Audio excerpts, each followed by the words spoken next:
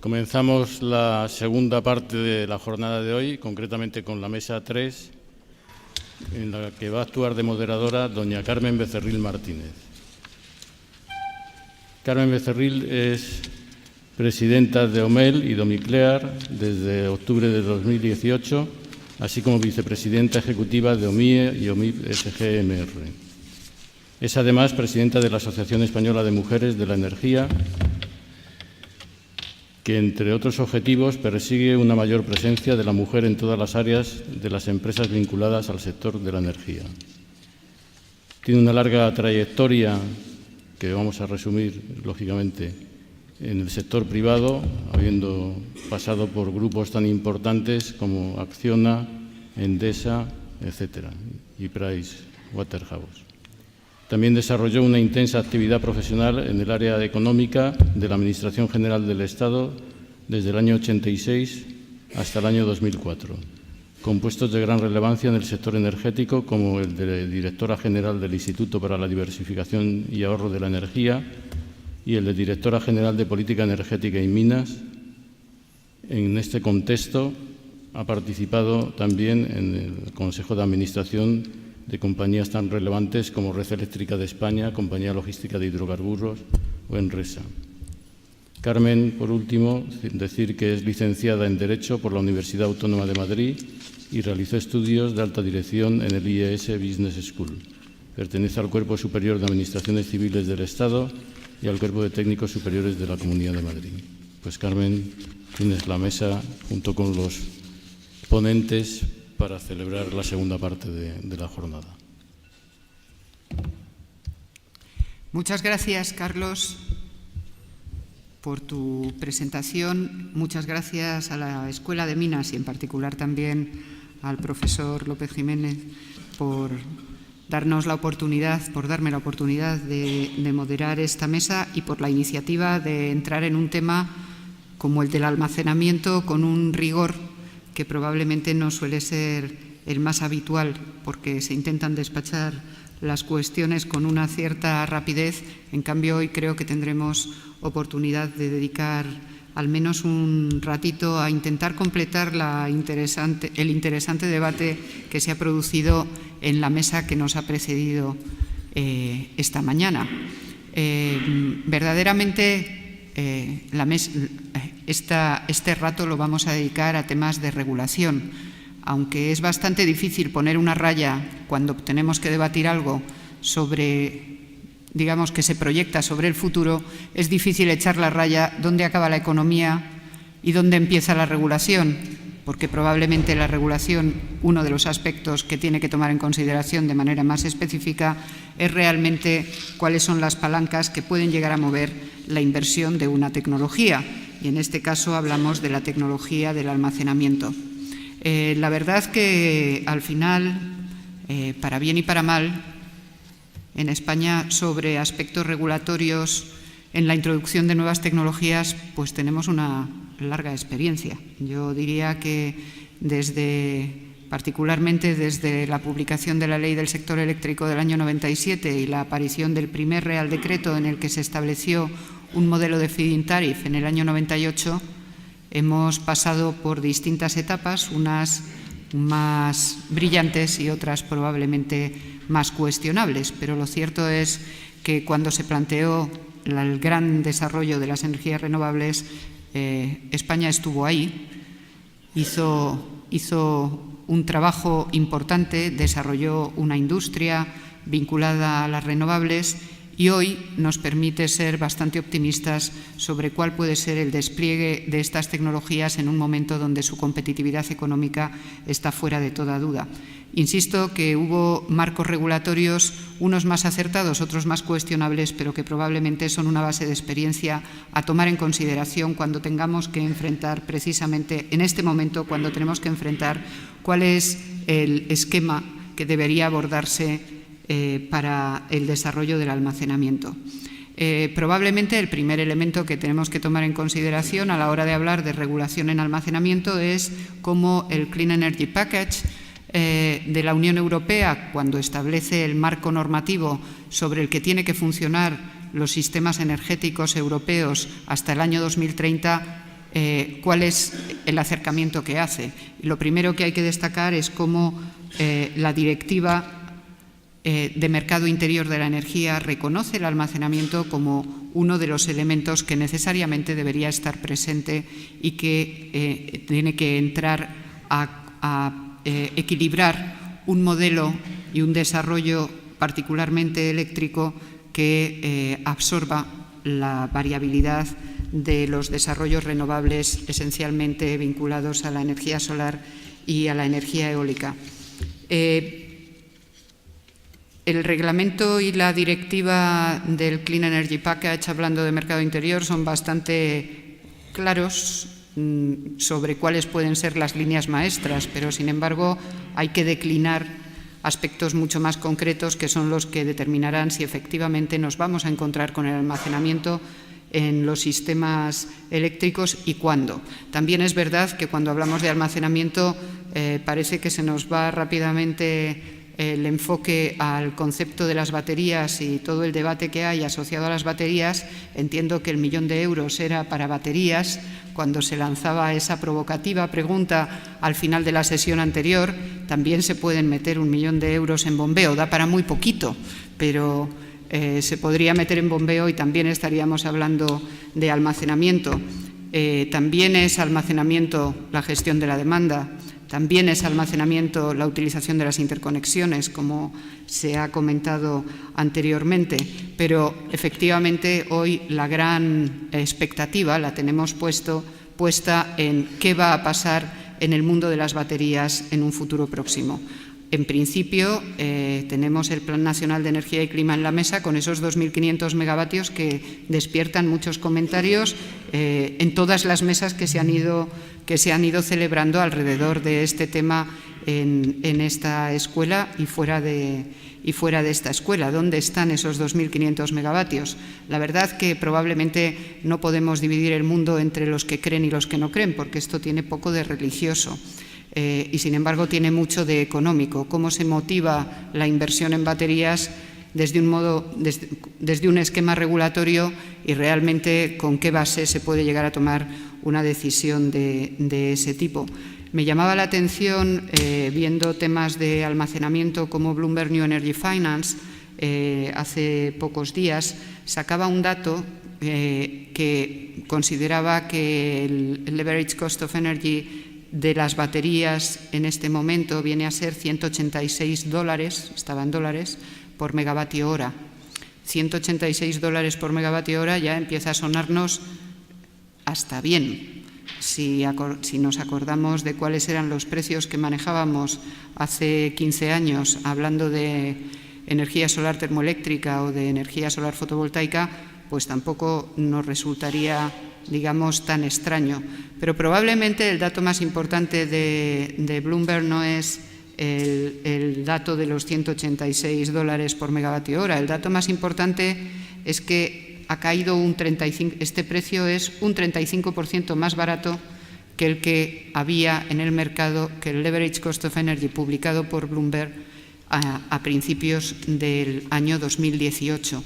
Por lo tanto, esa corrección de precios que mantiene una curva prácticamente paralela a la que hemos visto en la energía solar fotovoltaica nos puede permitir hacer muchas elucubraciones sobre si verdaderamente en esta década que viene vamos a tener las baterías ya como uno de los elementos dentro del sistema energético o si se quedará sencillamente en una prometedora tecnología que solamente de manera muy puntual pueda llegar a aportar verdaderamente estabilidad dentro de un sistema que se presenta como volátil. Uno de los elementos sobre la mesa, evidentemente, es la regulación tiene que apoyar económicamente el desarrollo de las baterías. Me consta que parte del debate consiste en analizar las curvas de precios que lanza el mercado mayorista en este momento, donde es cierto que en España las curvas de precios tienden a ser bastante planas. También son curvas de precio muy condicionadas, sobre todo a día de hoy, por la aportación eólica que hay en el sistema y eso determina muy claramente cuál es la movilidad de los precios, mucho más en muchas ocasiones que lo que está siendo la demanda como elemento determinante, y en todo ese contexto cómo juegan las baterías, cuáles son los márgenes que nos da la Unión Europea a la hora de definir modelos regulatorios que puedan o no dar apoyo económico al desarrollo de esta tecnología, y cuál puede ser la apuesta de España. Creo que es el debate que está en la mesa, en todas las mesas y en particular en esta mesa. Y yo creo que como moderadora he tenido el privilegio de ver las presentaciones de los ponentes, creo que unas cuantas respuestas vamos a encontrar con lo que ahora nos van a contar las personas que me acompañan. En primer lugar, le daré la palabra a Luis Villafruela. Luis es ingeniero industrial por la UPM, PDD por el IES, trabaja en red eléctrica desde el año 86. Luis es casi una pieza esencial del modelo de la generación de la actividad del transporte eléctrico y de la operación del sistema eléctrico. Ha ocupado numerosos puestos en esta compañía y en la actualidad es director de regulación y estudios para la transición energética. En definitiva, justo la persona que nos puede hablar sobre cuál es la perspectiva que Red Eléctrica, como operador del sistema y transportista, puede tener sobre el almacenamiento. Y además es representante de Red Eléctrica en distintas organizaciones y asociaciones, tanto nacionales como internacionales, y en concreto es miembro del board de la European Association for Storage and Energy, por lo tanto, con un conocimiento internacional sobre de qué se habla en otros foros precisamente en esta materia. A continuación, le daré la palabra a José Ignacio García Bielsa. José Ignacio es ingeniero de minas por la Escuela de Madrid, así que se siente como en casa. En un día como hoy pasó por la mina, se dedicó a temas de producción metalúrgica, pero en el año 99 le conquistó la energía y ya no se supo ir. Fue algo así, ¿no? Bueno, algo parecido, sí. Y tuvo una fructífera actividad tanto en Synergy Corporation en España, fue director general de RWE Trading y ahora mismo es Principal Consultant de la empresa AF Poiri, especializada precisamente en la asesoría sobre mercados y regulación. Por lo tanto, con una visión que nos ilustrará sobre qué están haciendo otros países europeos en esta materia y probablemente pues podamos tener un fructífero debate, aunque solo sea haciendo consideraciones sobre qué es lo que deberíamos copiar, si no somos capaces de inventar nuestro propio modelo. Y por último nos acompaña también Daniel Lacombe. Daniel es ingeniero por la Universidad Superior de París de Física y Química, máster en Química por la Universidad de Houston.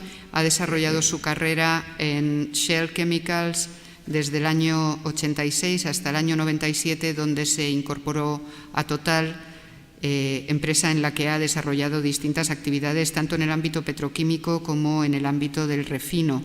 Sin embargo, en los últimos años, Daniel parece que ha optado por ámbitos, déjame decir, más sostenibles, involucrado en el desarrollo de Total Solar y también y hoy por hoy VP de proyectos de almacenamiento en Total. Por lo tanto, una persona con un conocimiento de los de tocar, que seguro que también podrá ilustrarnos sobre las expectativas que podemos poner en el almacenamiento. Por mi parte, nada más. La verdad que hemos empezado con un cierto retraso, que intentaremos más o menos recuperar, más o menos nada más, pero intentaremos recuperar al menos un poquito, y por tanto, sin más dilación, le doy la palabra a Luis Villafruela. Muchas gracias.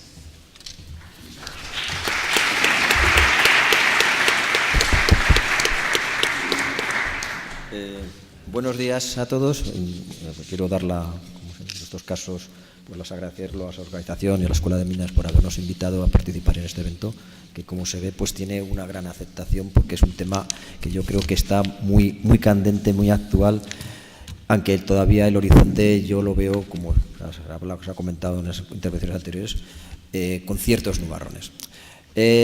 Bueno, yo lo que querría en mi intervención es dar una visión del almacenamiento dentro del proceso, como ha dicho Carmen, de la transición ecológica, es decir, cómo esta transición a la que estamos obligados a ir no será posible si no hay elementos de flexibilidad, y uno de estos elementos de flexibilidad es el almacenamiento, y la visión del regulador y concretamente cuál es la visión de Red Eléctrica como operador del sistema y fundamentalmente la situación actual de la regulación en España. Muy ambicioso, todas las cosas que quiero decir en tan poco tiempo, pero que también cuento con la ventaja de que muchas de ellas ya se han dicho y es un poco resumir, compendiar. Bueno, quiero empezar con esta presentación, en la cual pues se ve un poco el primer punto, y es tradicionalmente un sistema eléctrico, mientras ha sido un sistema tradicional basado en energía térmica, pues la operación del mismo no ha tenido grandes problemas. Es decir, al final, como operadores del sistema, teníamos que seguir la curva de demanda, garantizar la seguridad de suministro, sabíamos que teníamos unas centrales que funcionaban cuando tenían que funcionar, teníamos un margen de reserva, el famoso 10% de margen de reserva, y lo único que era tener esas centrales, tener una planificación a largo plazo que cubriese la punta de demanda y tener los recursos primarios para que esas centrales funcionasen, y entonces no había problema. La generación seguía la curva de demanda y no había ningún problema. Con las energías renovables, evidentemente, y es una obviedad, pues tienen muchas ventajas, son autóctonas, no emiten CO2, por tanto favorecen todo el tema de la transición energética, pero tienen el inconveniente de la dificultad de gestionabilidad de esas centrales. Y evidentemente esto es un problema que además, y quizá esto es lo que menos haya salido hasta ahora, contra más aislado sea ese sistema eléctrico, pues más problemas tiene.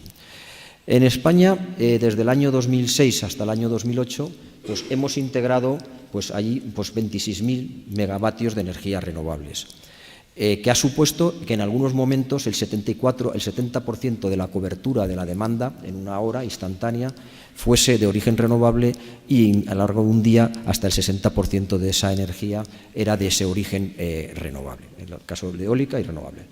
Para ello, Red Eléctrica, y perdonen la publicidad, hemos tenido que desarrollar cierta inteligencia y ciertas habilidades, fundamentalmente en el desarrollo de un centro de control de energías renovables, que es único en el mundo y que permite precisamente gestionar esas energías, controlar esas energías. Y también se han hecho otros tipos de actuaciones en la relación con el esfuerzo de reforzar la red, no solo en la parte del acceso y conexión, sino también el refuerzo de la red.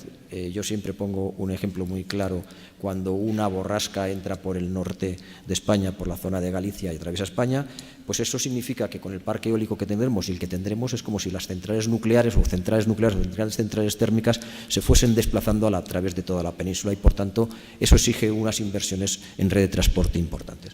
Y por último, pues hasta ahora hemos tenido ese respaldo del equipo térmico que siempre estaba ahí para funcionar.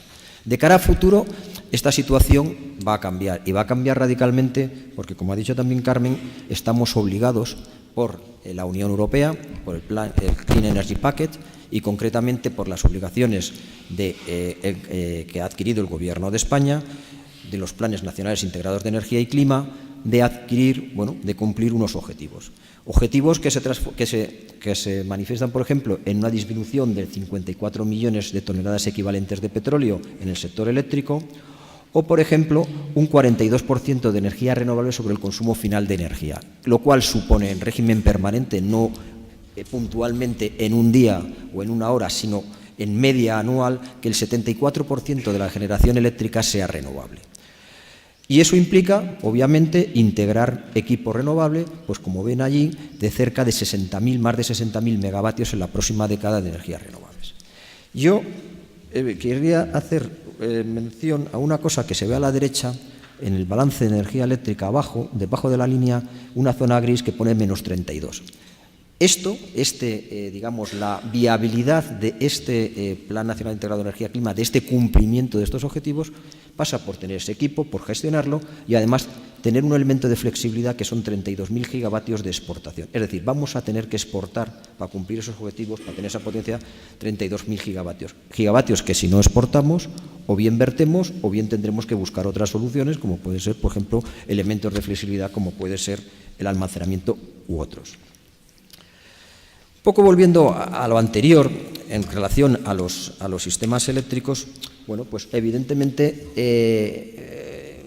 la generación gestionable, el sistema tradicional, había sistemas muy lineales en los cuales, como hemos dicho, bueno, pues evidentemente teníamos una generación que siempre seguía a la demanda, es decir, esta generación seguía a la demanda, estaba allí, teníamos una red de transporte, una red de distribución y unos consumidores con sus curvas que estaban gestionadas en tiempo real por el operador del sistema. Bueno, la nueva configuración del sector eléctrico cambia radicalmente, como hemos dicho antes, con la penetración de energías renovables y se van a necesitar elementos de flexibilidad. Elementos de flexibilidad que desde el punto de vista, que aquí estamos hablando en la jornada de almacenamiento, pero que desde el punto de vista del operador del sistema son elementos de flexibilidad de diferente tipo y de diferente orden. Por un lado, evidentemente, vamos a necesitar interconexiones. El Plan Nacional Integrado de Energía y Clima, bueno, pues establece 8 gigavatios de interconexión Francia-España, que son los que van a posibilitar en un principio esas exportaciones de 32.000 gigavatios y que van a evitar que esos 32.000 gigavatios se puedan verter porque no somos, el mercado nacional no es capaz de verterlo, de consumirlo. Después también se ha hablado aquí de un consumidor más activo que significa gestión de la demanda, comunidades energéticas, autoconsumo, almacenamiento en consumidor final, todo aquello que permita fundamentalmente desde el punto de vista de la operación del sistema que ese consumo que era pasivo se adapte también a la oferta que hay cada momento con objeto de evitar vertidos y reducir los precios. Y por último, el almacenamiento que también está contemplado en el Plan Nacional Integrado de Energía y Clima, en el cual se contempla 3,5 gigavatios más de bombeo, prácticamente como diré, duplicar la capacidad actual y 2,5 gigavatios de baterías. Esto en el Plan Nacional Integrado de Energía y Clima, es decir, que se contempla por ello. Entrando en lo que sería el almacenamiento, propiamente dicho, bueno, el sector eléctrico tiene una larga relación con el almacenamiento en forma de bombeos. Los bombeos han estado en el sector eléctrico desde hace muchísimos años, si bien es cierto que estos bombeos nunca se consideraba o siempre se hablaba del bombeo como un elemento de generación, es decir, estaban considerados como centrales de generación. Y por tanto, bueno, pues no había una regulación, entrando ya un poco en el tema de la regulación, una regulación específica para esto, es decir, consumían energía y después la cedían y se vendía, pues como fundamentalmente su misión era un arbitraje de precios. Compro a precios bajos, vendo a precios altos, ¿no? ¿Cuál es la situación novedosa respecto a hace, por ejemplo, pues prácticamente 5 o 10 años? Bueno, pues que han aparecido ahora otros elementos de flexibilidad, otro tipo de almacenamientos que tienen otras características que son mucho más flexibles. Evidentemente, el bombeo tiene unas grandes ventajas, también tiene el inconveniente que son instalaciones, primero, técnicamente complejas, muy intensivas en capital y además que tienen, y sobre todo, y lo peor, es que es una limitación en cuanto a su desarrollo que está sujeto pues precisamente a la disponibilidad de esas capacidades de bombeo, que en España están prácticamente agotadas más allá de las repotenciaciones que se puedan hacer en determinados bombeos, y la complejidad de esas obras y la oposición social a nuevos emplazamientos. Con lo cual, bueno, pues tenemos el bombeo, que es una herramienta poderosa, conocida, que ha sido considerada generación, pero que de cara a futuro, pues como os ha dicho aquí, 3,5 es lo que se está planteando, 10 años de media para hacer un nuevo bombeo, una repotenciación. Bueno, luego hablaré de nuestra experiencia, por ejemplo, en las islas, que estamos haciendo un bombeo, pues cómo va en cuanto a la obra. Pero como he dicho antes, evidentemente estas nuevas tecnologías de almacenamiento flexibles lo que permiten es que este almacenamiento aparezca a lo largo de la cadena de suministro, es decir, tanto en generación, bombeo, hibridaciones de parques, en la cadena de transporte y distribución como un elemento para retrasar, por ejemplo, nuevas inversiones en red y, por supuesto, en abonado final, bueno, pues tanto con temas de autoconsumo, reducción de la potencia instalada y, evidentemente, en el último sitio, pues el vehículo eléctrico, que también se contempla como una posibilidad de la reversión de esa electricidad almacenada en la red. Evidentemente, todas estas posibilidades de flexibilidad de almacenamiento a lo largo de la red suponen una oportunidad para el trabajo del operador del sistema, tanto en lo que se refiere a la calidad de los servicios complementarios, de lo que aquí se ha hablado, de la minimización de los vertidos, que es importante también para garantizar que las alternativas de renovables son económicamente viables, y una mayor potencia de respaldo para el sistema. Todo esto, insisto, y volviendo un poco también al principio, evidentemente toma más valor cuanto más aislado es el sistema eléctrico. Integrar energía eléctrica renovable en Alemania, Dinamarca, que tiene fronteras con varios países, es muchísimo más fácil que integrar energías renovables en España, que no es España, que es la península ibérica, porque Portugal, obviamente, y España tenemos el mismo patrón de producción de energías renovables y una única frontera con Europa, por la cual se tiene que importar y exportar toda la energía que se produce en la península, que es una isla eléctrica, y no es una isla eléctrica metafóricamente, porque nuestra capacidad de interconexión, como bien saben, es inferior a la que tiene el Reino Unido. Y, por supuesto, además, obviamente, aún más si cabe en sistemas, que luego hablaremos, sistemas aislados, como son los sistemas no peninsulares, las Islas Canarias y Baleares. Entrando ya un poco más en el tema de la regulación, ¿qué regulación ahora hay en España o qué es lo que tenemos en España? Pues evidentemente hay poca regulación sobre almacenamiento, es decir, la Ley 24 de 2013 apenas habla de almacenamiento. Como he dicho, el almacenamiento tradicionalmente ha estado asociado al bombeo, y el bombeo ha sido considerado como una herramienta, como una central de generación, y así ha sido tratado. Y si nos vamos a la Ley 24 de 2013, pues bueno, yo creo que si ponemos almacenamiento aparecen estas dos menciones, es decir, prácticamente nada. Y por último, bueno, también aparece ahora en el Real Decreto 2018 como autoconsumo, pues también aparece la palabra almacenamiento. ¿Qué quiere decir? Que actualmente lo que es regulación del almacenamiento en la regulación española prácticamente no existe nada, excepto en lo que es en los territorios no peninsulares, donde la Ley 17/2013 establecía estos almacenamientos y la posibilidad de que estos almacenamientos fuesen desarrollados por el operador del sistema, precisamente por temas de seguridad de suministro e integración de renovables. Como he dicho antes, si en un sistema como es España la integración de estas renovables es complicada, en islas más pequeñas, con una red poco mallada y con introducción, hasta ahora no había, pero con un futuro en el cual va a ser necesario introducir energías renovables, va a ser necesario favorecer esta capacidad de almacenamiento que permita fundamentalmente, pues aparte de poder evitar vertidos, calidad de suministro, también dar inercia a sistemas que son muy pequeños y que, al estar penetrados con mucha penetración renovables, fundamentalmente fotovoltaica, pues puede perder esa inercia necesaria.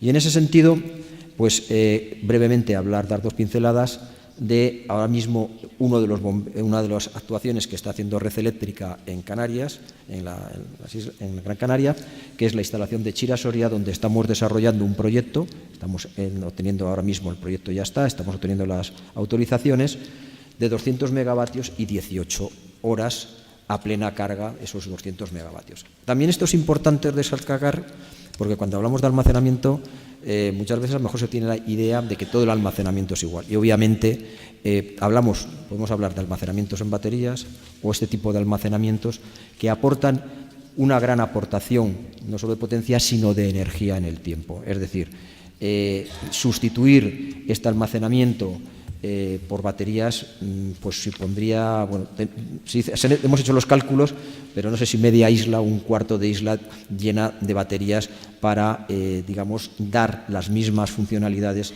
que tendría este almacenamiento. Con lo cual, evidentemente, Esos otros los puntos que hablaré al final, como cuestiones a plantear, qué tecnologías nos vamos a encontrar en el futuro. Se me ha olvidado algo, pero no lo recuerdo. Algo tenía que decir, pero sí eso. Volviendo un poco a la regulación ahora a nivel europeo, bueno, pues también se ha avanzado hasta el lanzamiento del Clean Energy Package, que fue la última directiva, se aplicó allá en julio. Tampoco el almacenamiento era un tema que tuviese un tratamiento específico en la regulación europea.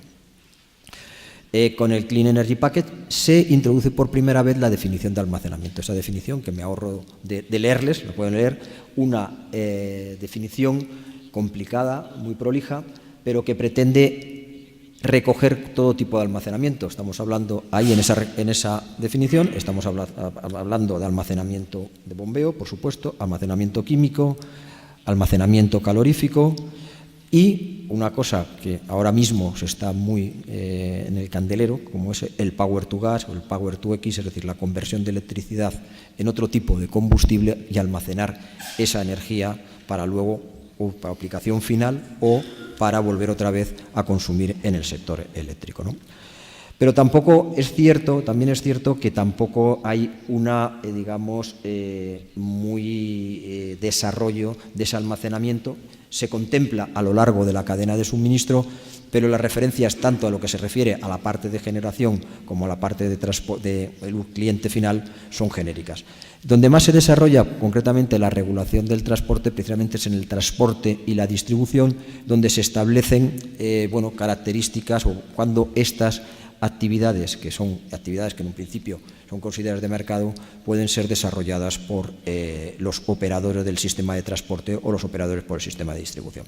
Entrando un poco en esta regulación, que ya digo que es escasa, simplemente la que más desarrollada y la que más nos afecta a nosotros como transportistas, como operadores del sistema, es lo que está aquí recogido. Es decir, por un lado, podrá ser un elemento de la red de transporte, es decir, en esa cadena de suministro el almacenamiento podrá estar en el transporte cuando sea un elemento integrado, es decir, por ejemplo, lo que comentaba antes, es decir, se puede retrasar, si es un elemento para retrasar un incremento de capacidad de una línea, pues el almacenamiento puede ser de propiedad del transportista. Y después, dentro de lo que es la operación del sistema, pues se tienen que cumplir esas condiciones, que no haya partes interesadas que puedan realizarlo en coste y tiempo razonable, que no se usen para vender electricidad y que la autoridad regulatoria lo haya analizado y dado su aprobación, y aún así, cada 5 años, digamos que debería pasar una revisión de si hay alguien interesado en eso. En el caso de las islas, ya se establece una excepcionalidad, y es, como hemos comentado antes, que por el pequeño tamaño y ante la penetración de energías renovables se puede permitir que estos elementos de almacenamiento, como es el caso del bombeo que nosotros tenemos en Gran Canarias, pues puedan ser desarrollados por el operador del sistema. Entonces, en cualquier caso, la situación es estas directivas fueron aprobadas, terminaron de aprobar el 4 de julio y hay una implementación, una fecha límite de implementación el 31 de diciembre de 2020. Acabando ya, ¿cuál es el marco regulatorio futuro? Bueno, pues hasta ahora he explicado un poco lo que hay, que es bastante parco en cuanto a lo que es la regulación y cómo se trata la regulación de este almacenamiento.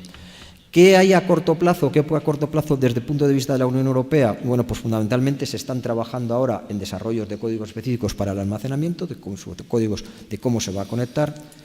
Hay un tema en el medio plazo que también ha salido aquí, es decir, vamos a ver, tenemos unos mercados que están desarrollados de acuerdo con unos criterios y lo que hay que ver de cara a futuro, un poco la duda que ya surgía en la sesión anterior de si estos mercados, tal y como están planteados ahora, va a favorecer o no va a favorecer que el inversor invierta en almacenamiento. La pregunta de Blanca, ¿usted invertiría 1 millón de euros ahora en almacenamiento? Pues mire, pues no lo sé, pues porque ahora mismo no tengo ninguna seguridad de cómo va a funcionar o cómo va a funcionar este mercado o cómo va a funcionar la regulación a futuro, ¿no?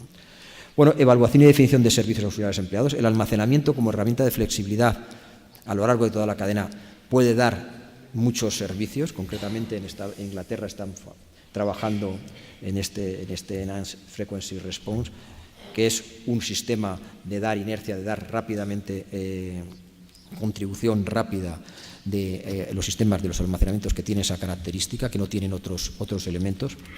Y después, bueno, pues a largo plazo, pues ver cómo esos servicios que pueden darse en toda la cadena de suministro con diferentes tecnologías se pueden integrar y se puede establecer esos mercados. En España, a corto plazo y a cortísimo plazo, dentro de lo que es el año que viene, se deberá implementar la directiva y el Gobierno, el regulador, deberá determinar, bueno, pues cómo va o cómo quiere que funcione, qué elementos quiere que haya para que este almacenamiento se desarrolle y se cumplan los objetivos y, por supuesto, del Plan Nacional Integrado de Energía y Clima y, por supuesto, los objetivos de la integración en general de la transición energética. Y después, bueno, pues desarrollar a medio plazo pues todo el desarrollo normativo en torno a este almacenamiento que va desde los accesos, bueno, pues dónde tiene que estar, las características técnicas, etcétera.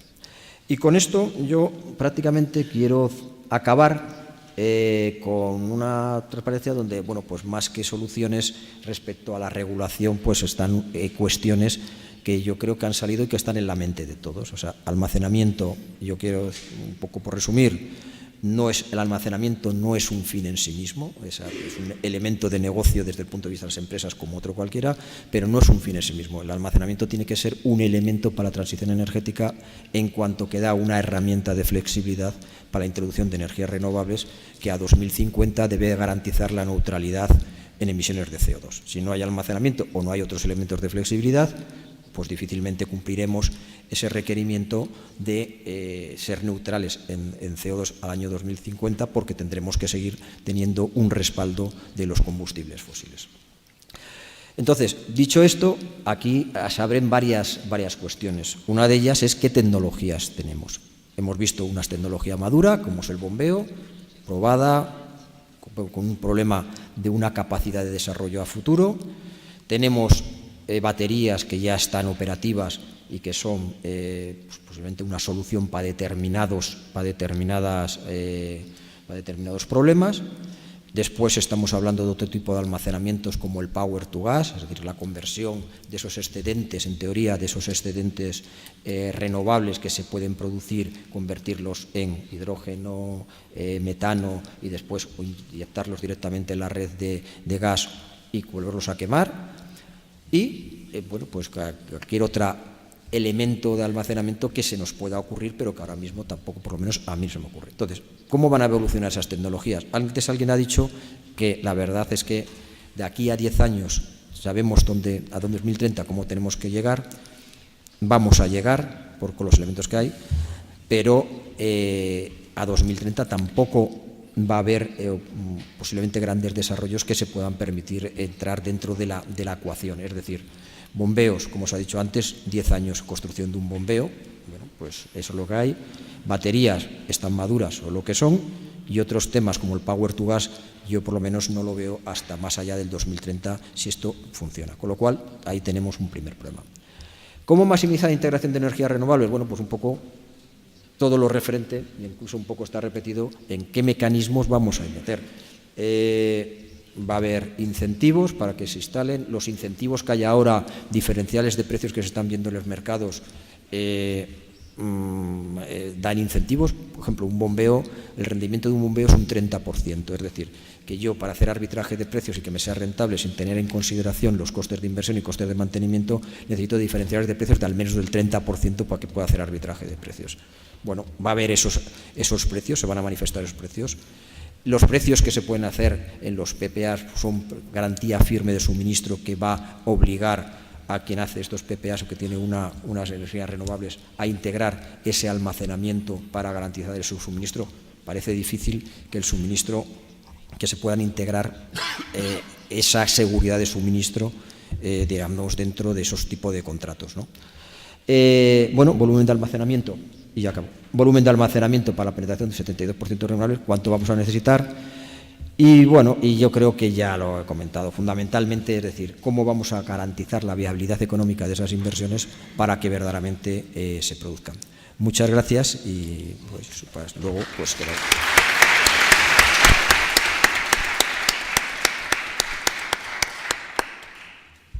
Muchas gracias, Luis, pues creo que, como nos ha puesto ya las preguntas e incluso nos ha apuntado las respuestas, has cerrado el círculo con tu presentación, y a pesar de todo yo creo que quedan unas cuantas cosas. Al menos yo he tenido oportunidad de anotar algunas cuestiones al hilo de tu presentación. Sin más, pasamos a la presentación de José Ignacio García Bielsa.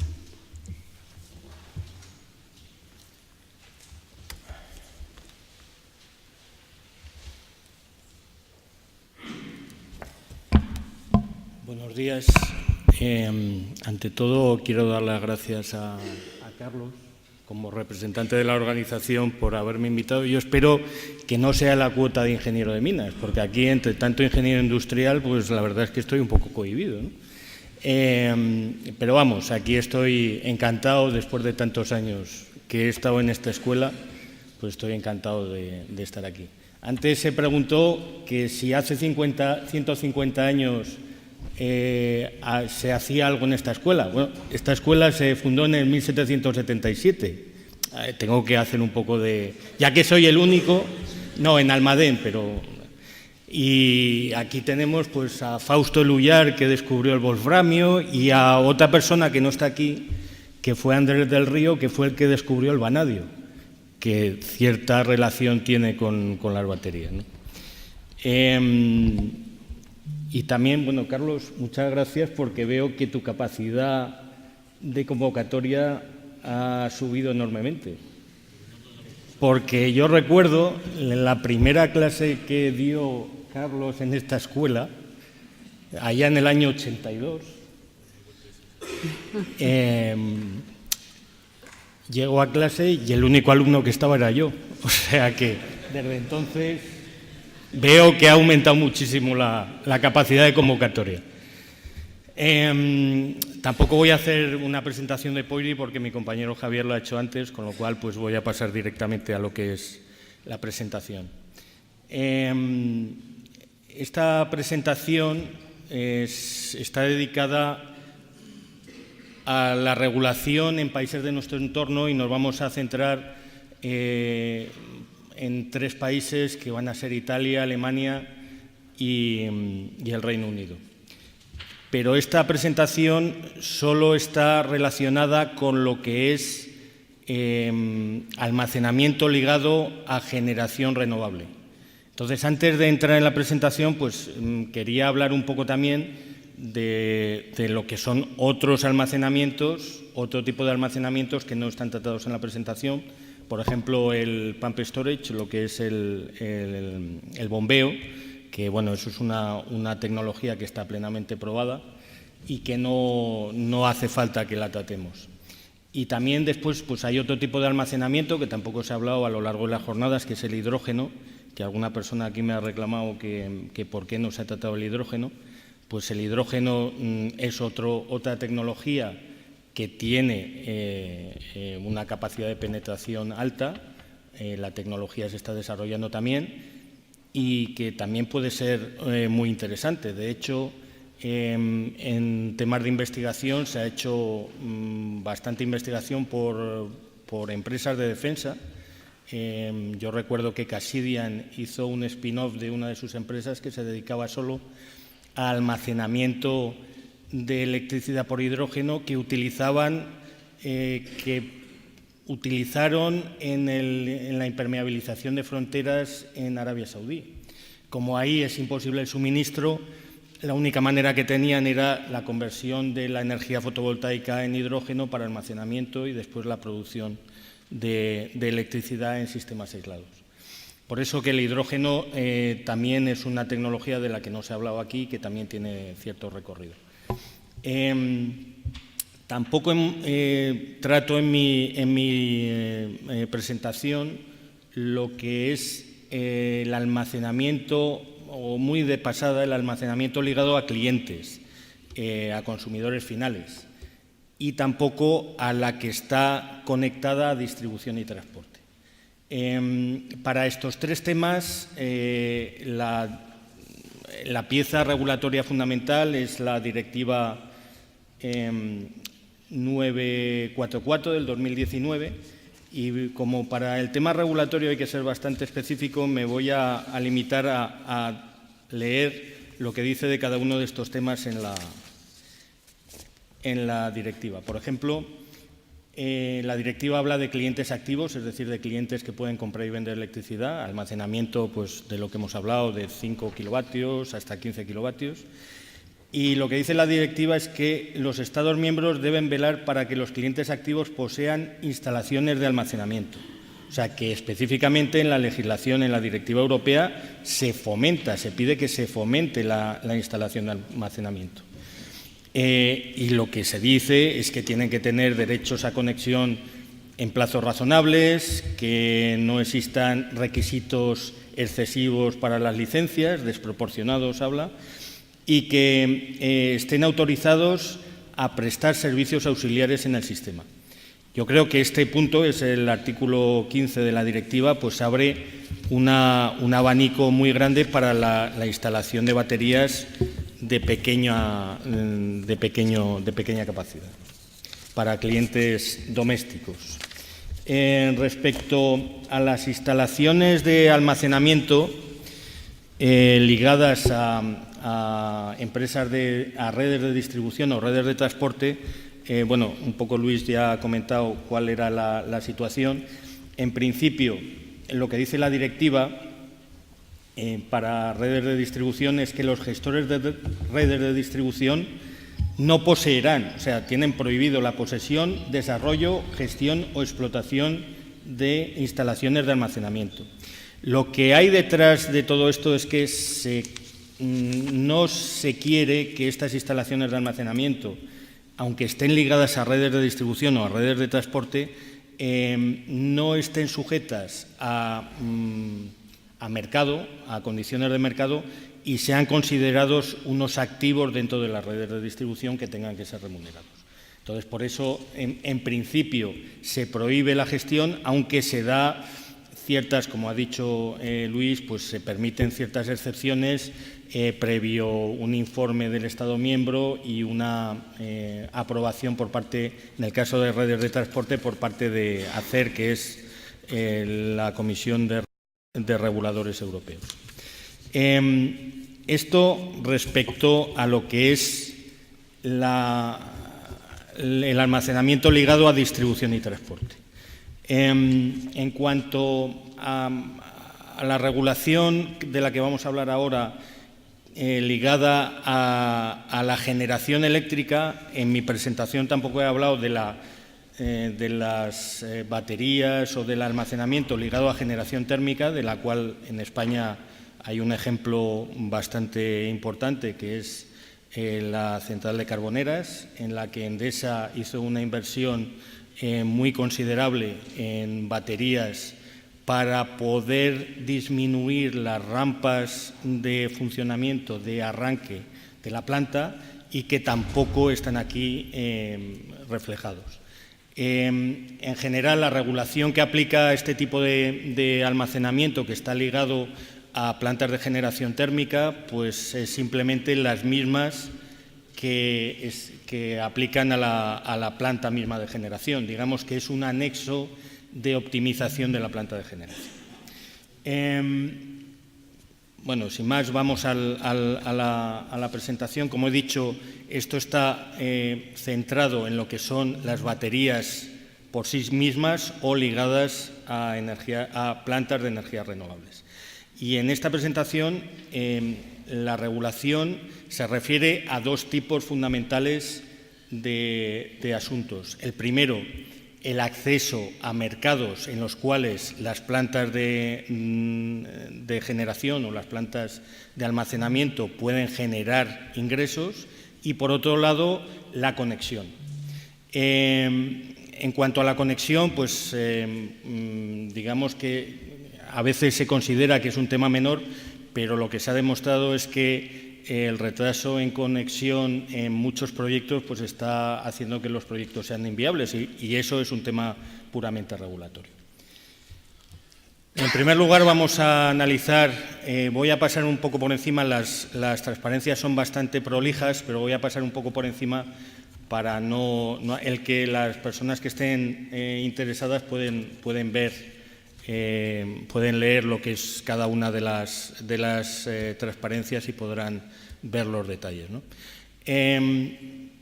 Si vemos en Italia cuáles son las disposiciones o las conexiones que están permitidas, existen 3 tipos de conexiones. La primera, que es una conexión en la que la planta renovable está conectada directamente a la red y la batería no está conectada a la red, con lo cual sabemos que toda la energía que pasa por la estación de medida ha sido generada de manera renovable, con lo cual esto facilita mucho lo que son las liquidaciones y el cobro de subsidios, en su caso.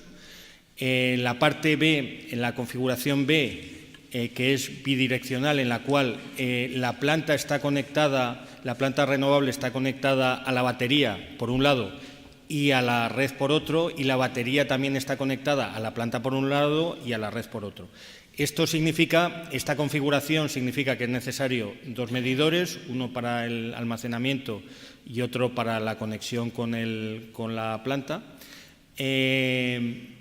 Y esto, pues digamos que hace más difícil tanto lo que son los protocolos de medida como lo que es la segregación de cada uno de la energía exportada o importada por el conjunto. Y después tenemos una tercera configuración, que es la configuración en la cual tenemos, por un lado, conectada la planta renovable independientemente y, por otro, tenemos la batería también independientemente conectada a la red. Al final, esta tercera configuración puede ser considerada como una conexión directa de la batería a la red, que es, digamos, una de las opciones fundamentales para tener ingresos todas las plantas de almacenamiento, ¿no? Aquí tenemos cuáles son los requisitos en cada una de las conexiones, los requisitos que en Italia y cuáles son las especificidades de cada uno de las conexiones. Por ejemplo, en la conexión tipo B tenemos que las maneras de participar en los mercados mayoristas es semejante a la de una planta renovable normal, con lo cual, pues digamos que no hay ningún tipo de restricciones. En cambio, en el tipo A, pues es semejante a una planta normal, y el tipo C, pues puede ser considerado o no considerado, tiene una consideración especial y tiene que ser analizado por el TSO italiano. En cuanto a la conexión, pues bueno, aquí tenemos un poco cuáles son los pasos de la conexión de una batería o de una de estas 3 configuraciones diferentes a la red eléctrica. Como se puede ver, pues si empezamos a sumar los meses de retraso máximo que tiene cada una de las etapas, pues tenemos 3, 4, 9, 13, 16. Con lo cual tenemos, pues, teóricamente 16 meses de retraso desde que se hace la aplicación y se paga el precio de la aplicación del requerimiento de conexión, ¿no? Digamos que este es uno de los puntos que pueden hacer que los proyectos pues puedan sufrir en su rentabilidad, ya que las condiciones en las cuales se hace la petición de conexión pues pueden ser diferentes de las que se hace cuando tiene ya la conexión y se pone en marcha. En cuanto a la participación en los mercados, que es la otra pata de los ingresos y los otros asuntos que son importantes en la regulación, tenemos que en Italia las tres fuentes de ingresos fundamentales del almacenamiento es la capacidad, los pagos por capacidad, los ingresos por mercado. Ahí en ingresos por mercado me refiero a lo que es el arbitraje entre pico y valle y los ancillary services, que son los mercados secundarios. Mercados de capacidad en Italia no existe una subasta de capacidad todavía. Según lo que dice la directiva europea, para nuevas subastas de capacidad, estas nuevas subastas de capacidad tienen que estar abiertas a todas las tecnologías, es decir, que tiene que estar abierta no solo a lo que es capacidad de centrales de ciclo combinado, sino que tiene que estar abiertas también a lo que es almacenamiento, tiene que estar abierto al pump storage, tiene que estar abierto incluso a la respuesta de demanda, es decir, a lo que aquí en España eran subastas de interrumpibilidad, y todo esto tiene que estar en una única subasta. Con lo cual, pues tenemos que esperar, igual que aquí en España, pues en Italia están esperando a tener un nuevo diseño en el cual, según la nueva directiva europea, no se puede discriminar al almacenamiento para recibir pagos por capacidad. Y después lo más importante también son los servicios auxiliares, los ancillary services. En Italia existen dos tipos, lo veremos después. El almacenamiento puede participar en los servicios auxiliares, tanto los que son menores de 1 megavatio, es decir, las baterías pequeñas, como las mayores de 10 megavatios. Y tienen su especificidad. En cuanto a peajes, hay que señalar, como pone en el segundo párrafo, que las baterías están exentas de los pagos de peajes en Italia, con lo cual eso, pues, digamos que mejora muchísimo la economía de las plantas. En la participación del almacenamiento en los servicios auxiliares, pues existen dos maneras: una agregando unidades de consumo o baterías, para aquellas baterías que son menores de 1 megavatio, y después lo que se llama Relevant Storage Unit, que son aquellas que tienen más de 10 megavatios. Y pueden participar prácticamente en todos los servicios. Hay que tener en cuenta en todos los servicios de regulación primaria y terciaria. Lo que hay que tener en cuenta en este punto es que esto es un programa que no es definitivo, sino que lo ha puesto en marcha Terna, que es el TSO italiano más importante, y que va a durar 5 años y se va a probar cuál es el desarrollo de ese tipo, de la participación del almacenamiento en este tipo de mercados. Aquí hablamos un poco de cuáles son para la integración de pequeñas baterías, cuáles son las diferentes condiciones. Y aquí tenemos una tabla en la que se puede ver exactamente en qué puede participar las baterías y en qué no puede participar. Ahora mismo las baterías no pueden participar en el mercado de capacidad o en las subastas de capacidad, porque de hecho no existen subastas de capacidad aprobadas en Italia. Están actuando en la regulación primaria, no participan en la regulación secundaria, pero sí en la terciaria y en el balance del sistema. Y la manera de participar es, bueno, por este marco experimental que ha producido Terna, y los ingresos son en Pay as Bit. Si pasamos a Alemania, pues el sistema en Alemania pues es un poco semejante, aunque para la conexión directa de baterías sobre la red no hay una regulación específica y tiene que ser analizada caso por caso por el TSO correspondiente alemán. En Alemania hay varios TSOs fundamentales, está RWE, está E.ON, hay varios, y cada uno de ellos tiene sus normas, y ellos son los que evalúan las condiciones de conexión para las baterías en estado standalone directamente a la red. En Alemania las conexiones no es tan flexible como en Alemania. Como hemos dicho, la conexión directa pues tiene mucha incertidumbre y no hay unas reglas fijas, aunque los demás tipos de conexión pues son viables, aquellos que estén conectados a generadores eléctricos, ¿no? Generadores renovables. En cuanto a los procedimientos de conexión, pues aquí está descrito cuál es el procedimiento de conexión de baterías y de renovables en Alemania. Ya no estamos hablando de 16 meses, sino que estamos hablando incluso de más. Estamos hablando del contrato de conexión, que es 1 año, y estamos hablando del estudio de viabilidad, que son 3 meses. Solo estos son 15 meses, con lo cual estamos hablando de periodos de aprobación de conexión que son incluso superiores a los de Italia.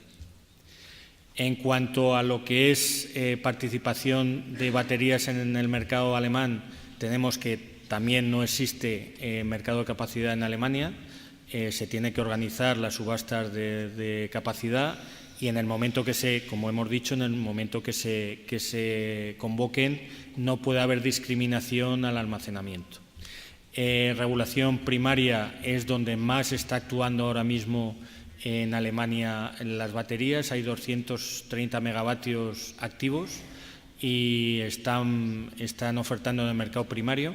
Hay que decir que el mercado primario en Italia, la generación térmica es obligatorio y no está remunerado, y sin embargo en Italia sí que está remunerada la regulación primaria para baterías. Aquí en Alemania también es obligatoria para térmicos y está remunerada para baterías.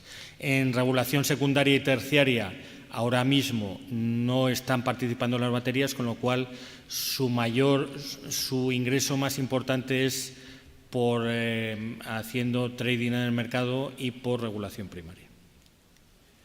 Aquí tenemos un poco cuáles son las diferencias en Alemania entre regulación primaria, secundaria y reserva.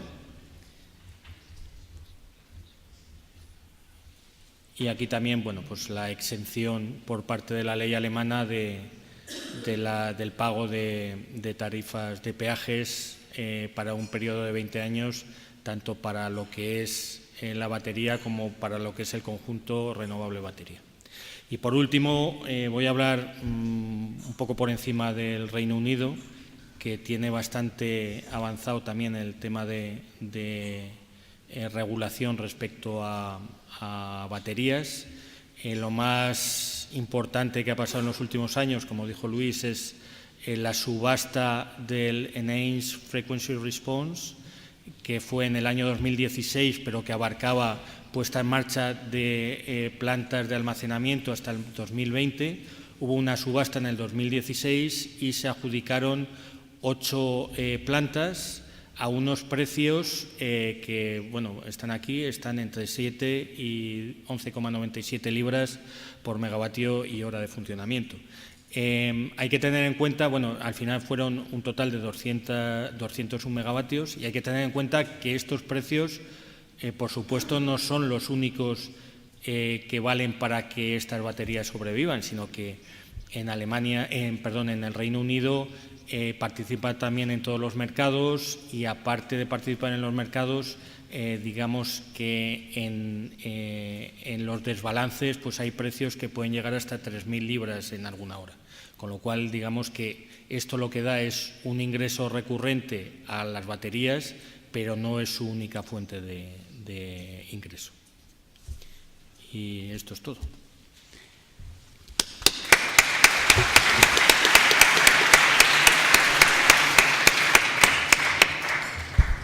Muchas gracias, José Ignacio. La verdad que últimamente hemos empezado a oír hablar del sandbox, esto de que hay que hacer pruebas regulatorias, y probablemente las baterías, como nos indicaba José Ignacio, es un mundo particularmente adecuado para hacer estas pruebas regulatorias, y parece que ya algunos lo han puesto en marcha. Vamos a ver cómo se traduce en nuestro país.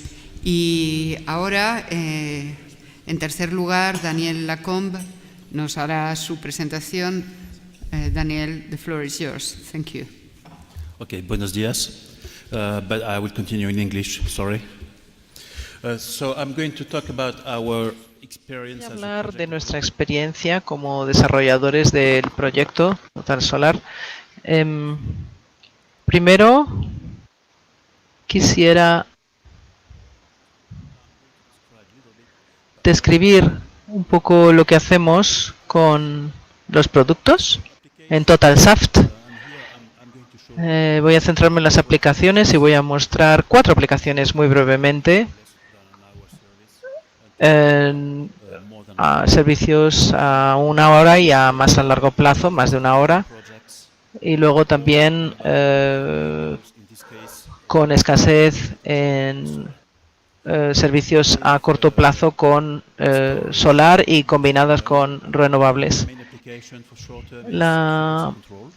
Normalmente la aplicación principal para los servicios a corto plazo es la aplicación standalone. Se desarrolla más en el Reino Unido, en Alemania y en Portugal. Es una sostenibilidad. Bueno, la sostenibilidad de las redes ya se ha explicado antes. Y tenemos una inestabilidad si hay nubes, si hay vientos y bueno, entonces en algunos países es necesario tener un almacenamiento, sobre todo en proyectos que implican renovables. Y esto es obligatorio en algunos países. Si hablamos de a largo plazo, y si hablamos de un servicio que se ha explicado hoy, el arbitraje, el arbitraje energético, en Europa esto no es reactivo porque estos sistemas son muy estables, pero en algunos países del mundo como Australia o Estados Unidos es una situación un poco diferente y luego volveré sobre ella. Y luego tenemos un servicio de elección o de cambio donde puedes inyectar cuando hay escasez de energía en el sistema, puedes inyectar si tienes almacenada energía. Y luego quiero también hablar de los sistemas de almacenamiento juntos. Hemos hablado mucho de baterías, que son donde importa mucho el equipo. Entonces las baterías están en el centro del proceso de almacenamiento. Se representa incluso con los bajos precios de baterías, representa más de la mitad del CAPEX. Y del 50 al 70% del CAPEX que hay que gastar en un proyecto se refiere a las baterías. Y el resto se gasta en electrónica de potencia. Y luego también tenemos que mejorar la tensión, el voltaje, de modo que podamos ver que nuestra potencia sea compatible con el mundo externo. Entonces, tenemos una parte que es específica al sitio, al lugar, a la planta o el sitio donde se conecta, y el resto de los sistemas en ese proyecto tienen que ver ya con cosas comunes. Luego tenemos también el software, donde hay que gestionar el sistema intermediario o intermedio de las baterías. Y luego tenemos aquí un software que comunica con el mundo externo, porque el servicio que queremos proporcionar o suministrar tiene que ser eficiente, tiene que solucionar problemas y también tenemos que solventar los problemas que puedan surgir con las baterías, y nuestro sistema de baterías, por tanto, no funciona solo, sino está agregado a un sistema mayor, y eso nos da mucha potencia adicional. La economía es mucho mejor cuando se trabaja de una manera agregada que cuando se trabaja en islotes, digamos, en silos. Puntos de interés. Yo diría que hay 3.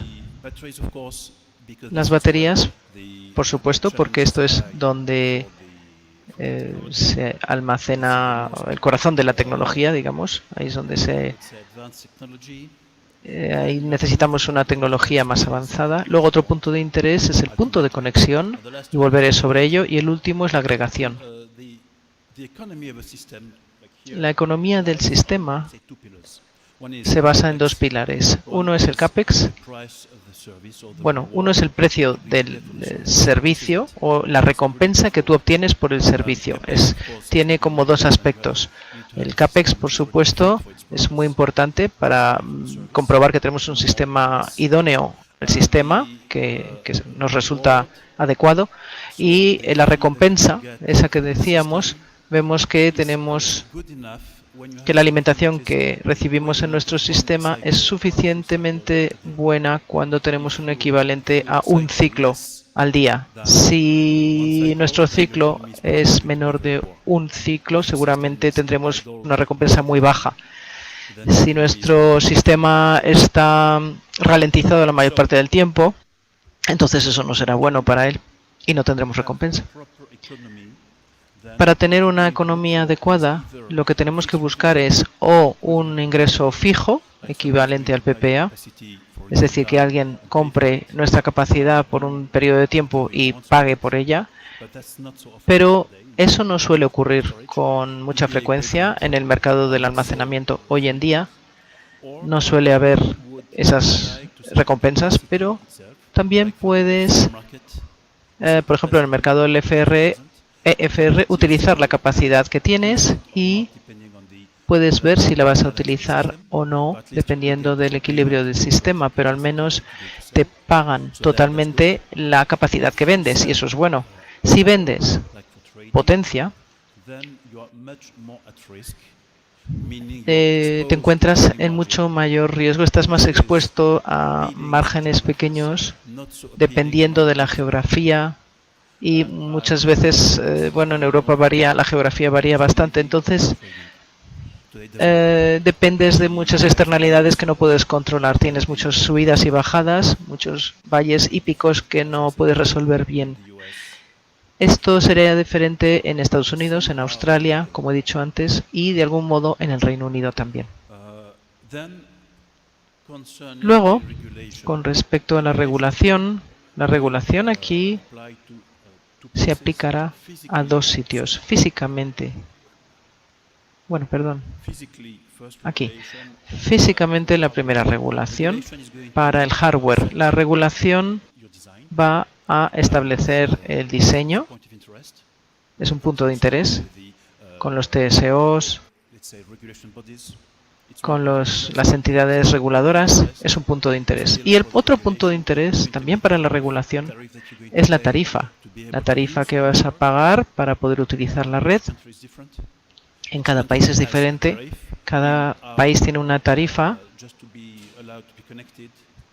que le permite estar conectado y puede ser la tarifa completa, puede ser un equivalente de la tarifa a una planta de gas o puede ser equivalente a baterías, depende, cada país es específico y ahí la economía de cada país es muy importante porque puede llegar a matar un proyecto si la tarifa no se adecúa a las baterías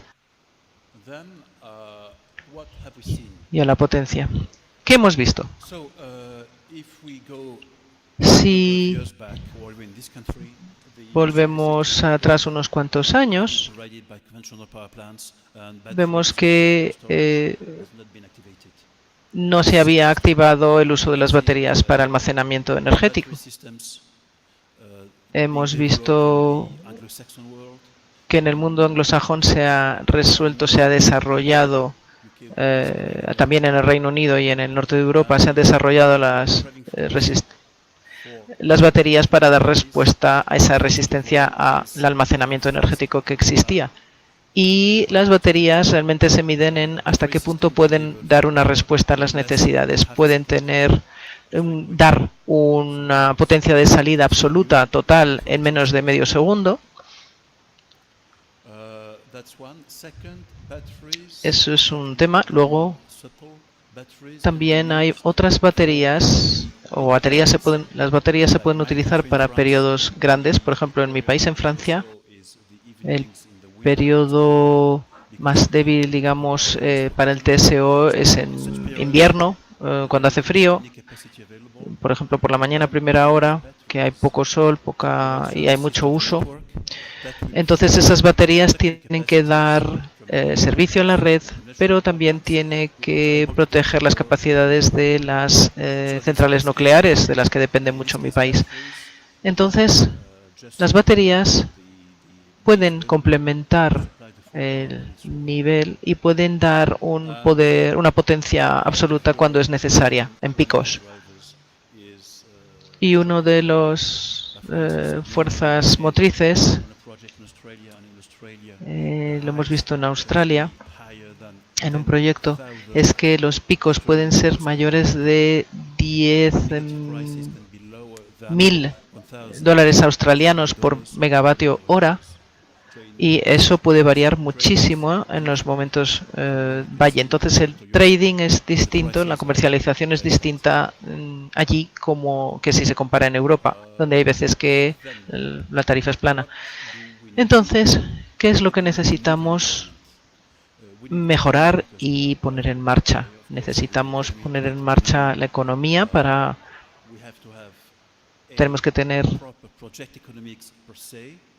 un proyecto económico per se y las condiciones que sean lo suficientemente atractivas para que los prestamistas presten dinero y financien.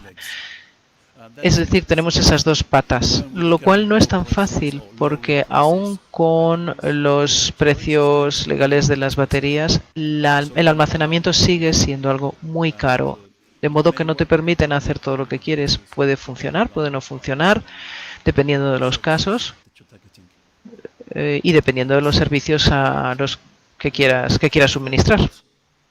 Por supuesto que tenemos Fairwatch, que es nuestra evaluación, nuestro instrumento de evaluación, y en algunos países donde no hay mercado suficiente hay concursos, hay PPAs potenciales, privados o públicos, y podemos encontrar condiciones interesantes. Aquí no aparece, pero tenemos que explicarle a los prestamistas todos los riesgos que conlleva en los préstamos y la alta variabilidad de nuestros sistemas. Luego también necesitamos métodos de cualificación, lo cual significa que tenemos métodos de prueba certificando los servicios que queremos suministrar. Y estos métodos para las baterías a veces pueden ser métodos estándares y a veces tenemos que adaptarlos. Un ejemplo, por ejemplo, si me permiten repetir la palabra. Tenemos una energía de reservorio, de modo que podemos esperar no estar suministrando energía durante muchas horas, como por ejemplo lo haría una central de bombeo. Entonces, si queremos incluir baterías en algunos servicios, tenemos que asegurar que, aun con el mejor diseño posible, las baterías tienen limitaciones y tenemos que pensar en que tenga que haber detrás otro sistema de apoyo. El esquema normativo se une al punto de interés que he mencionado antes, que es sobre todo la tarifa, que los TSO, los operadores del sistema de transmisión, van a reclamar. Y eso a veces es muy importante. Y lo último que quería decir, tenemos el potencial para agregar activos, lo cual significa que tenemos un sistema de baterías en el mismo lugar, en el mismo país, la misma conexión y con servicios factibles. Es una forma de agregar, pero la agregación puede hacerse con activos a distancia. Ahora queremos implementar para nuestros servicios en Francia. Es posible para reserva primaria funciona. Eso significa que podemos impulsar el uso de grandes activos que están a distancia y se puede impulsar también para potenciar el valor del sistema, para hacerlo más rentable. Y cuando es un proyecto aislado, que quizá no hace falta invertir, pero lo que intentamos es trabajar para reservas secundarias, pero no siempre están permitidos. Por eso hoy utilizamos baterías con otros activos secundarios. Unas veces los hacemos, pero ahora mismo no se permite. Por último, aunque podría haber sido el principio, el grupo SAFT es una empresa con un siglo de experiencia ya, de antigüedad. Se han establecido sistemas de almacenaje desde hace 10 años. Se han desarrollado varios de ellos nosotros mismos, no solamente ellos mismos, no solamente como comercial o vendedor de equipos, sino también desarrollar en Francia, en España, varios sitios de Estados Unidos y algunas islas francesas. En Total Solar, que sería mi parte, es más joven en el negocio. Y hemos estado desarrollando sistemas tanto aislados como combinados con la energía solar en Francia, en las islas francesas, en Bélgica también, en la que hemos desarrollado algunos equipos. Y ahora estamos aprovechando una serie de oportunidades nuevas en Europa para continuar. Los factores que nos ayudan a identificar nuevas oportunidades son, en primer lugar, en islas donde el primer objetivo, hay muchos reguladores que exigen como una inclusión obligatoria, es que tienen que ir de la mano de las renovables. Y esto se ha visto en islas y en países en vías de desarrollo. Entonces, añadir las renovables con situaciones de estabilidad es algo que a lo que estamos aspirando. Los proyectos FCR principalmente se han aprobado por su propio mérito, sobre todo. Se ha visto servicios de lo más satisfactorios en Europa, donde se puede ver mejor aplicación para baterías. Como he mencionado antes, la reserva secundaria estamos trabajando en ello actualmente, aunque no es una opción todavía. Los proyectos impulsados por arbitración que necesita mayor equilibrio en los sistemas. Mi propio país no es el lugar en el que hacerlo. Son sobre todo para lugares con más desequilibrios. En Estados Unidos, Australia, Reino Unido, para algunos servicios sí, pero no en Europa Occidental, ahí no es aplicable. Y en los proyectos de gestión de la congestión es muy interesante. Nuestro texto está trabajando con algunas iniciativas para sustituir las inversiones en la red, grandes inversiones en la red, por una especie de inversión intermedia al final, digamos, de la cadena que ayude a levantar las limitaciones a las que se enfrentan a veces en la operación, en el manejo de la red. Lo mismo está ocurriendo también en Alemania, donde hay una especie de frontera entre el norte y el sur. Hay mucho viento que llega en el norte y hay mucha congestión entre la zona norte y la del sur, y debería haber más proyectos de almacenamiento para dar respuesta en la parte del norte, quizá. También en Reino Unido hay puntos de congestión importantes.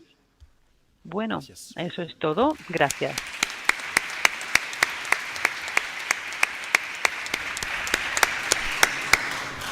Merci bien, Daniel.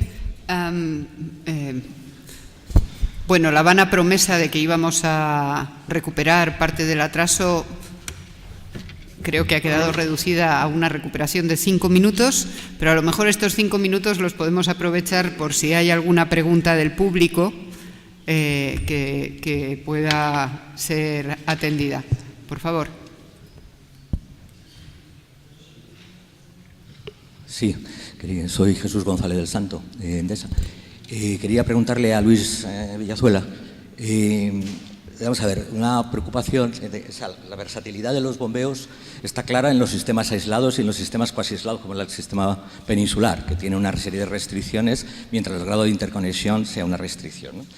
El uso tan diversificado puede ser de interés para la generación, puede ser para los consumidores, tanto en distribución como en generación, incluso para la propia operación de red eléctrica. Pero me parece que son usos donde tienen una serie de fronteras a la hora de diseñar un plan de negocio. Es decir, si uno utiliza y hace un plan de negocio para usar un bombeo o un almacenamiento determinado y el operador del sistema lo necesita por su restricción para las variables de restricción de seguridad del sistema, entra en un conflicto a la hora de dimensionar el volumen de negocio. En el caso de las islas ha sido clarísimo. Incluso la red de distribución, la parte de 66 kilovoltios, es de interés para la seguridad del sistema y entonces ya no tiene ningún sentido que caiga en manos del operador de distribución, de un operador privado de distribución. La pregunta es, el bombeo es, por sus características esenciales e intrínsecas, se canibaliza mucho más deprisa que cualquier otra tecnología, por su propia operación de compra y venta y cómo arbitra el propio funcionamiento del bombeo. Se canibaliza exponencialmente más rápido que cualquier otra tecnología. Entonces, a la hora de determinar cuál es su plan de negocio, ¿a quién va a determinar dónde están las fronteras, incluso las cotas máximas manos se usan? Porque no es lo mismo en manos del operador del sistema o que en manos de un operador privado, pero sujeto a las restricciones del sistema. Me gustaría que, bueno, una reflexión sobre ese tema, porque es importante.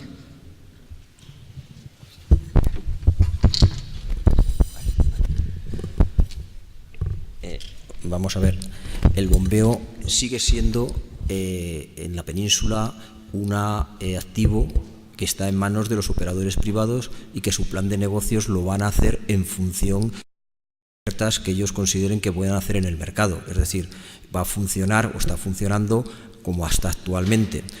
El caso de las islas era un caso diferente en el cual, bueno, el Gobierno en la ley de 17/2013 decidió que, dado ese tamaño y dado que además había otro tema diferente allí en las islas, porque era un monopolio, o sea, es decir, era una única empresa la que gestionaba la generación, la distribución y la comercialización, evidentemente el interés o los retrasos que se habían producido podían poner en peligro los desarrollos de energías renovables y, por tanto, los ponía en manos del operador del sistema. En cualquier caso, en las islas el sistema no es un sistema de mercado, es un sistema de costes, un merit order, en el cual, bueno, pues evidentemente lo que se va a funcionar es en función de esa seguridad, ¿no?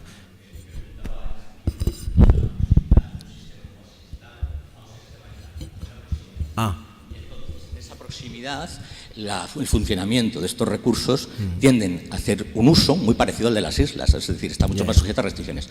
Dada la penetración de renovables, que todo en estas sesiones estamos viendo, que es lo que induce a una tecnología de acompañamiento como es el almacenamiento y el bombeo. Que quiere decir que está mucho más sujeta en un sistema con penetración de hasta un 70% de renovables, mucho más sujeta a las restricciones del sistema para regulación frecuencia-potencia, para el control de sobretensiones y para decir, va a ser de mucho más uso para operadores del sistema que para las compañías. No sé dónde, insisto, está la frontera para el negocio privado, digamos, porque hablábamos antes que nosotros teníamos en Litoral unas baterías de uso directo para la planta de Litoral de Almería. No es lo mismo usarla dentro de las condiciones de una cartera que en las condiciones del sistema.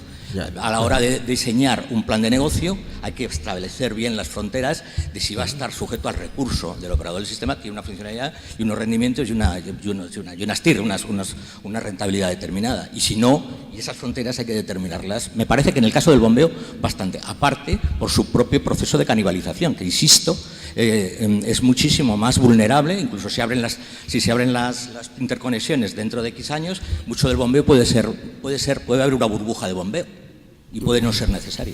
Bueno, Bueno, no sé, vamos, quiero decir, sigo insistiendo, o sea, al final en la península verdaderamente harán sus ofertas en los diferentes mercados, harán sus ofertas en el mercado diario, en los intradiarios, en los servicios del sistema, y hasta ahora, mientras no se cambie la regulación, el plan de negocios que pueda tener o que se pueda hacer a cara a futuro, pues será el que ofrezca el mercado. Si cambia la regulación, evidentemente tendrá otros. Es lo que comentaba antes. Evidentemente hay un problema, como ha dicho de colonización, hay un problema de precios en los cuales, evidentemente, ahora, viendo, como ha dicho antes Carmen, los precios, evidentemente, el traje es complicado y, por tanto, sus proyectos de cara a futuro van a ser complicados, a menos que se establezcan otros incentivos, otras, digamos, una regulación que favorezca esa seguridad a desarrollar esos proyectos. O sea, yo soy consciente que hay proyectos que están pendientes de desarrollo en busca de esa seguridad que garantice los ingresos, y eso tendrá que ser un poco la regulación que se establezca. Sí.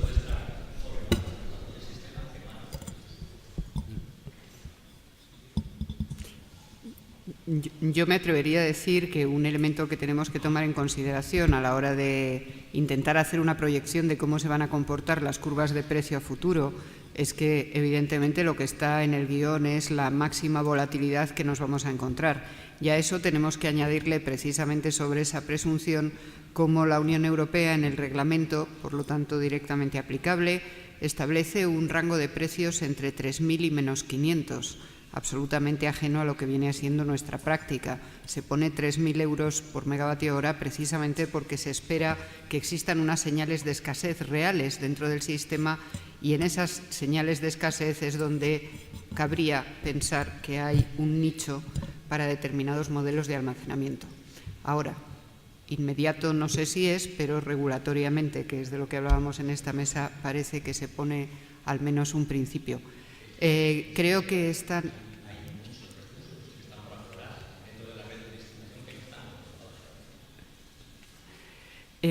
si me disculpa, yo creo que ya nos hemos comido todos los márgenes, nos espera un aperitivo fuera, no podemos dejarlo abandonado ni perder esa oportunidad, con lo cual muchas gracias a todos por su atención y pido un aplauso, por favor, para los ponentes.